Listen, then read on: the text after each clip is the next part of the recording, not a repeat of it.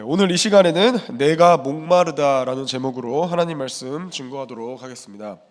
여러분은 한 번씩 살면서 힘드실 때 과연 하늘에 계신 하나님은 내가 별 볼 일 없는 일 때문에 상처받고 경제적으로 힘들어서 고달프고 뭔가 미래가 불안전해 보여서 힘든 이런 마음을 이해하실까라는 생각이 드신 적이 있으십니까?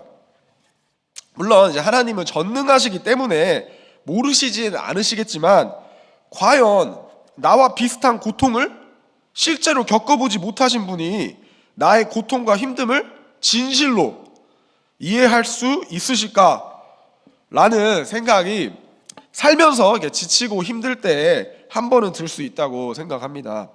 그런데 놀라운 사실은 성경적인 관점에서 봤을 때 이러한 생각은 굉장히 잘못된 것이라는 겁니다. 그러니까 그런 생각이 드는 것 자체가 잘못이라고 말하는 것이 아니라 하나님이 우리의 고난을 겪어보지 않으셨다고 가정을 하고 그렇게 생각하는 것 자체가 성경적으로 굉장히 큰 오류라는 말입니다. 오늘 본문을 통해서 우리가 볼 수 있는 것은 예수님은 우리 인생의 고난과 결핍을 몸소 경험하셨고 그렇기 때문에 깊이 이해하실 수 있는 분이라는 것입니다. 아니 그런데 그게 오늘 본문이랑 관련이 있습니까? 라고 하실 수 있으신데 일단 본문의 배경부터 간단히 먼저 살펴본 후에 말씀을 더 깊이 나누길 원합니다. 지금 오늘 본문의 상황은 예수님이 나의 하나님 어찌하여 나를 버리셨나이까 하고 울부짖으신 그 다음 상황이죠. 이제 극심한 고통에 놓여있는 자신을 마치 하나님조차 외면하시는 것 같은 마음이 정말 많이 괴롭고 힘드신 그런 상황이었는데 예수님은 그 와중에서도 하나님이 자신이 주신 임무를 완성하고자 오늘 본문을 보시면 예언을 성취하고자 입을 여시사 나는 목마르다라고 말씀하시는 걸 볼 수가 있는데요. 예수님이 그렇게 말씀하시자 로마 군인들이 포도주를 적신 해면을 우슬초에 메어서 예수님의 입에 댔다고 성경은 말하고 있습니다. 이제 4대 복음을 다 비교를 해 보시면 예수님께서 십자가에 달리셨을 때 로마 군인들이 총 2번 뭔가 마실 것을 주는데 첫 번째는 마태복음 27장 그리고 마가복음 15장에 나오는 예수님이 십자가에 막 못 박히셨을 때 못 박히신 지 얼마 안 된 시점에서 로마 군인들이 주려고 했던 쓸개 탄 포도주라는 음료입니다. 이것은 이제 고대 1세기 사회의 마취제였다라고 생각하시면 되는데 이거는 예수님께서 거절을 하시죠. 이유는 아마 인류의 죄를 짊어지고 받는 고통을 맨 정신으로 온전히 받으시기 위해서 거절하셨다라고 보통 신학자들이 이제 추측을 합니다. 그리고 오늘 본문에서 볼 수 있는 두 번째로 나오는 신 포도주는 첫 번째 음료하고는 좀 다른 음료로 당시 로마 군인들이 음료수처럼 마셨던 아주 낮은 농도의 알코올이 들어간 물로 당시에는 이제 정수기가 없었기 때문에 물을 정화하려는 의도로 알코올을 아주 살짝 물에 섞어서 마셨다고 합니다. 그리고 예수님이 이 두 번째 음료는 받으시죠. 이제 6시간 동안 십자가에서 탈진과 이제 탈수 현상을 겪으셔서 육신이 피로로도 하셨겠지만 다음 가상칠언 중 다 이루었다라고 예수님이 말씀하실 때 성경은 예수님이 큰 소리로 외치셨다고 나오는데요. 아마도 그 큰 외침을 내기 전에 잠시 목을 적시셨다 이 정도로 생각하시면 되겠습니다. 자, 그렇게 간단히 본문의 배경을 살펴봤으니 이제는 오늘 본문에 나오는 말씀을 좀 더 전체적인 성경의 더 큰 맥락에서 보기를 원합니다. 그리고 그렇게 봤을 때 우리는 이러한 교훈을 얻을 수가 있는데요. 오늘 본문은 예수님이 십자가 위에서 인류가 겪는 큰 고통과 또 결핍들을 경험하시는 것을 볼 수가 있습니다. 또 제가 이렇게 말하면 아니 지금 예수님이 십자가에서 목마르다고 하셔서 설마 지금 수분의 결핍을 이야기하는 거냐라고 말씀하실 수 있겠지만 그렇지 않습니다. 그러니까 우리가 보통 예수님께서 받으신 고난을 생각을 하면 예수님이 마치 육체적인 고통만 받으신 걸로 우리는 착각을 할 수가 있는데, 예수님이 성육신하셔서 겪으신 고난과 고통들은 단순히 육신적인 것에 그치지 않습니다. 일단 십자가만 보다 하더라도 극심한 육체적 고통을 제외하고도 이제 그런 고통이 어떤 거죠? 이제 안락의 결핍, 평안함의 결핍, 그러니까 사람이 사람답게 살 수 있는 그런 기본적인 권리에 대한 결핍을 느끼신 것만 제외하고도 예수님은 고통받으며 죽어가는 상황에서도 위로는커녕 자신을 비웃고 조롱하고 멸시하는, 즉 이런 건 어떤 결핍이죠? 이제 우리는 살면서 다 사람들로부터 사랑받고 인정받고 존중을 받기 원하는데, 사랑의 결핍, 이해의 결핍, 위로의 결핍, 존중의 결핍 등등을 받으신 걸 볼 수 있습니다. 그리고 또한 당시 로마 사람들은 십자가의 죄수를 못 박았을 때 벌거 벗긴 채로 못 박았습니다. 이제 물론 우리가 보는 그림에는 그대로 그릴 수가 없죠. 근데 어쨌든 인간의 존엄성, 우리가 다 살면서 추구하는 것들입니다. 우리는 최소한의 인간처럼 대접을 받고 살기를 원하죠. 근데 그런 것들이 철저히 짓밟힌 채 벌겨벗겨진 수치스러운 모습으로 그 상태에서 사람들의 조롱과 비웃음과 업신여김을 당하는 엄청난 정신적 고통 또한 받으신 것을 우리가 잊어서는 안 됩니다. 단순히 육체적 고통만 받으신 게 아니라는 거죠. 그런데 거기에서 끝나지가 않습니다. 이러한 고통을 겪어도 그 가운데서 하나님께서 나를 위로해 주시면 그래도 하나님의 위로로 어찌어찌 살겠는데, 심지어 하나님마저도 예수님이 십자가에서 짊어지신 인류의 죄 때문에 예수님에게서 고개를 돌리셨다고 성경은 말하고 있죠. 즉 하나님의 사랑에 대한 결핍, 하나님의 위로에 대한 결핍, 우리 죄인들이 살면서 겪을 수 있는 결핍이죠. 그거를 예수님께서 몸소 겪으셨다고 성경은 말하고 있습니다. 그런데 여기서 더 놀라운 사실은, 성경은 메시아가 고난 그리고 결핍 이런 것들을 겪으신 게 단순히 십자가에서만 경험하신 것이 아니라는 겁니다. 도리어 예수님께서는 전 삶에 거쳐 그런 고난을 받으셨다고 성경은 말하고 있습니다. 자, 메시아에 대한 예언 중 굉장히 중요한 본문으로 뽑히는 본문 중에 하나인 이사야서 53장을 보시면, 장차 오실 메시아는 사람들에게 멸시받고 무시받고 거절당하고 강고를 많이 겪고 질고를 깊이 경험하게 될 것이라고 말을 하는데요, 제가 이사야서 53장 2절에서 3절을 읽어드리면 이렇게 말합니다. 그는 주 앞에서 자라나기를 연한 순 같고 마른 땅에서 나온 뿌리 같아서 고운 모양도 없고 풍채도 없은즉 우리가 보기에 흠모할 만한 아름다운 것이 없도다. 그는 멸시를 받아 사람들에게 버림받았으며 강고를 많이 겪었으며 질고를 아는 자라. 마치 사람들이 그에게서 얼굴을 가리는 것 같이 멸시를 당하였고 우리도 그를 귀히 여기지 아니하였도다 라고 말을 하는데요, 여기서 메시아가 질고를 아는 자라 했을 때 이 안다라는 단어는 히브리어로 야다라는 단어인데, 단순히 머리로만 아는 것을 의미하지 않고 경험을 통해 겪어보고 아는 것을 의미를 합니다. 그래서 창세기 4장 2절에서 아담이 하와와 동침함에 하와가 임신하여 가인을 낳고 할 때 동침하다에 쓰인 히브리어 단어가 동일한 단어인 야다입니다.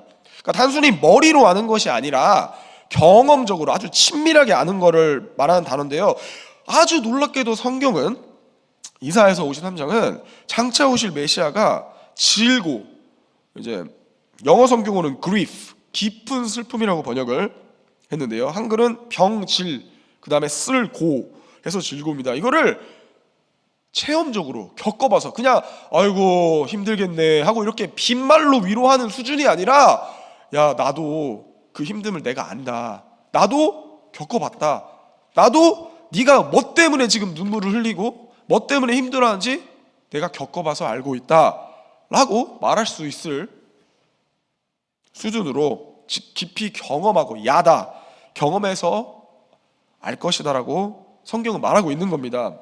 놀랍죠? 그런데 그뿐만이 아닙니다. 이사야서 53장은 메시아가 마른 땅에서 나온 연한 순, 또는 뿔이 같아 고운 모양이나 풍채가 없어 사람들이 봤을 때 좀 보잘것없어 보이고 그럴 거라고 이야기하는데요. 여기서 마른 땅 그리고 연한 순 이런 거는 그 사람의 주변 환경과 배경을 상징한다고 신학자들이 말을 합니다. 그래서 시편 1편을 보시면 여호와께 복받은 자를 어떻게 표현합니까? 강가에 심겨진 나무라고 표현을 하죠. 그래서 강가에서 그 수많은 에너지들을 받으며 생명의 근원에서 무럭무럭 자라는 그런 사람을 하나님께 복받은 사람이라고. 그래서 잎사귀가 마르지 아니하는 이 사람은 하나님의 그 생명이 가득합니다. 이렇게 묘사를 하는데 정말 놀랍게도 정작 여호와께서 보내실 메시아는 우리가 보통 생각하는 시편 1편에 축복받은 그 건장한 나무의 모습이 아니라 별 볼 일 없는 메마른 땅, 강가가 아니라 메마른 땅에서 아주 작게 나는 그런 식물로 묘사를, 한마디로 배경이 아주 별 볼 일 없는 모습으로 올 것이다 라고 말을 하는 겁니다. 그래서 성경을 보시면 예수님도 공개적으로 나사렛에서 자란 이유 때문에 무시를 받으시죠. 나사렛은 당시 유대 탈무드나 유대 구약 성경에서 단 한 번도 언급이 된 적이 없는 완전 그냥 우리말로 치면 깡촌이라고 하죠. 이었습니다. 그리고 당시는 어디에서 태어났냐가 그 사람의 신분을 어느 정도 보장을 해주는, 아니면 사람들에게 무시를 받거나 아니면 존경을 받을 수 있는 그러한 요소였습니다. 그리고 또한 사람들이 볼 때 아무런 흠모할 만한 것이 없다고 하였으니 그 말은 예수님은 부자도 아니셨다는 말입니다. 그러면 뭐 그런 말이 어디 있습니까? 라고 하실 수 있으신데, 실제로 성경에는 직접적으로 나오지 않지만 예수님께서 가난한 가정에서 자라셨던 것에 대한 힌트가 나오는데요. 누가복음 2장 24절을 보시면 마리아가 예수님을 낳고 그 다음에 이제 예루살렘에 올라갑니다. 그래서 이제 이렇게 말하는데요. 주의 율법에 말씀하신 대로 산 비둘기 한 쌍 혹은 어린 집 비둘기 둘로 제사하려 함이라 라고 하는데, 지금 마리아가 그 드린 제사는 레위기 12장에 나오는 제사입니다. 그런데 원래는 산 비둘기가 아니라 1년 된 어린 양으로 드려야 되는 속죄제입니다. 근데 레위기에 어떻게 나오냐면, 그런데 만약 너희가 형편이 넉넉지 않거든 비둘기로 대신해서 드리라 라고 나오는데요. 그렇습니다. 마리아가 드린 그 제물로만 봐도 예수님의 가정은 가난한 가정이었습니다. 우리의 인류의 인생의 가난함을 예수님도 어느 정도 이해를 하실 수밖에 없는 상황이었다는 거죠. 예수님의 부모님도 사실 첫 번째 아이지 않습니까? 이제 많은 이제 아이들이 있었는데 첫 번째 아이만큼이라도 좀 무리해서 드리고 싶은 생각이 있으셨을 수도 있죠. 물론 없으셨을 수도 있는데 제가 그걸 어떻게 알겠습니까만은, 저도 이제 부모의 입장에서 저도 이제 하은이를 태어났을 때 돌잔치를 굉장히 화려하게 해줬습니다. 저희 형편에 맞지 않게 해줬습니다. 첫째니까. 그리고 아내도 엄청나게 열심히 해서 제가 한 5년 동안 아내한테 그 칭찬을 했거든요. 근데 너무 아내가 제 상상을 초월하는 정도로 정말 너무 잘해줘서 여보 이걸로 먹고 살아도 되겠다 할 정도로 되게, 그러니까 손재주가 좋다 보니 제가 칭찬해준 기억이 나는데, 그리고 나서 이제 다 끝나고 이렇게 말했습니다. 자, 둘째부터는 그냥 없는 걸로 하자. 둘째부터는 패스하자. 힘들었다.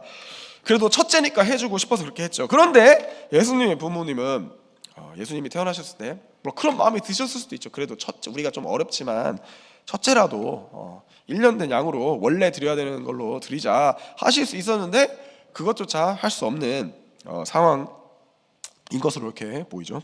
뿐만 아닙니다. 마태복음 8장 20절을 보시면 예수님이 이렇게 말씀하십니다.